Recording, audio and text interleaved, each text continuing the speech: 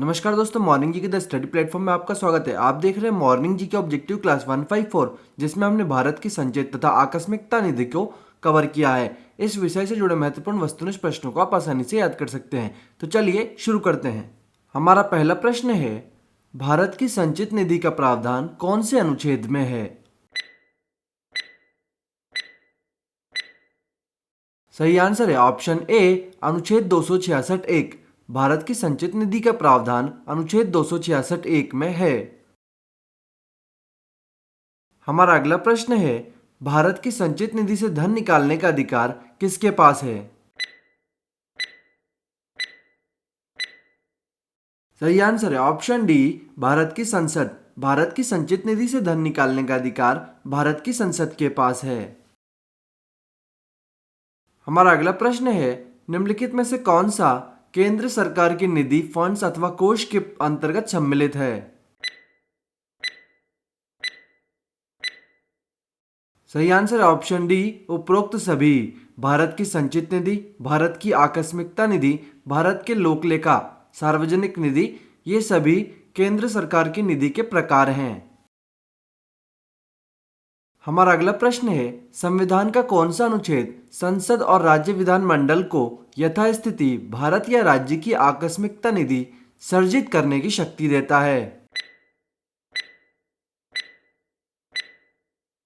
सही आंसर है option C, अनुच्छेद 267। भारत की आकस्मिकता निधि का प्रावधान अनुच्छेद 267 में है। हमारा अगला प्रश्न है, भारत की आकस्मिक निधि का संरक्षक कौन होता है? सही आंसर है ऑप्शन ए, राष्ट्रपति। भारत की आकस्मिक निधि का संरक्षक राष्ट्रपति होता है।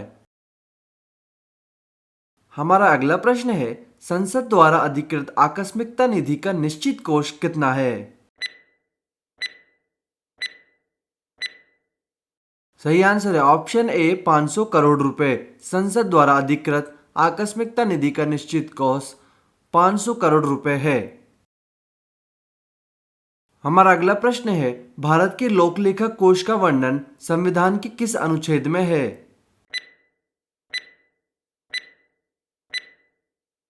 सही आंसर ऑप्शन बी, अनुच्छेद 266(2). भारत के लोकलेखा कोष का वर्णन अनुच्छेद 266(2) में है।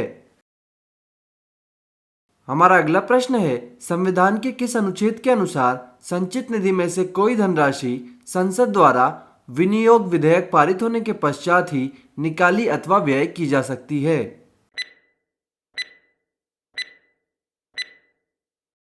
सही आंसर है ऑप्शन ए, अनुच्छेद 114(3). अनुच्छेद 114(3) के तहत संचित निधि में से कोई धनराशि संसद द्वारा विनियोग विधेयक पारित होने के पश्चात ही निकाली अथवा व्यय की जा सकती है। अर्थात विनियोग विधेयक किसी भी परिस्थिति में 1 अप्रैल से पहले पारित किया जाना चाहिए। हमारा अगला प्रश्न है, जब बजट प्रक्रिया 1 अप्रैल से पहले संपन्न नहीं हो पाती है, इसके लिए जब तक बजट प्रक्रिया पूरी नहीं हो जाती, इस दौरान व्यय के लिए रिक्त स्थान पारित कर धन की व्यवस्था की जाती है। सही आंसर है ऑप्शन बी, लेखानुदान। जब बजट प्रक्रिया 1 अप्रैल से पहले संपन्न नहीं हो पाती, इसके लिए जब तक बजट प्रक्रिया पूरी नहीं हो जाती है, इस दौरान व्यय के लिए लेखानुदान पारित कर धन की व्यवस्था की जाती है। हमारा अगला प्रश्न है, चुनावी वर्ष में लोकसभा के विघटन से पहले और नई सरकार के गठन होने तक वित्तीय वर्ष के एक भाग की व्यय की व्यवस्था के लिए रिक्त स्थान का प्रावधान किया जाता है। सही आंसर है ऑप्शन ए, अंतरिम बजट। चुनावी वर्ष में लोकसभा के विघटन से पहले और नई सरकार के गठन होने तक वित्तीय वर्ष के एक भाग की व्यय की व्यवस्था के लिए अंतरिम बजट का प्रावधान किया जाता है। हमारा अगला प्रश्न है, लेखानुदान अंतरिम बजट से किस प्रकार भिन्न है? सही आंसर है ऑप्शन सी, लेखानुदान पारित करने का कारण व्यय के लिए धन की व्यवस्था करना होता है, जबकि अंतरिम बजट में व्यय एवं प्राप्तियों दोनों का विवरण होता है।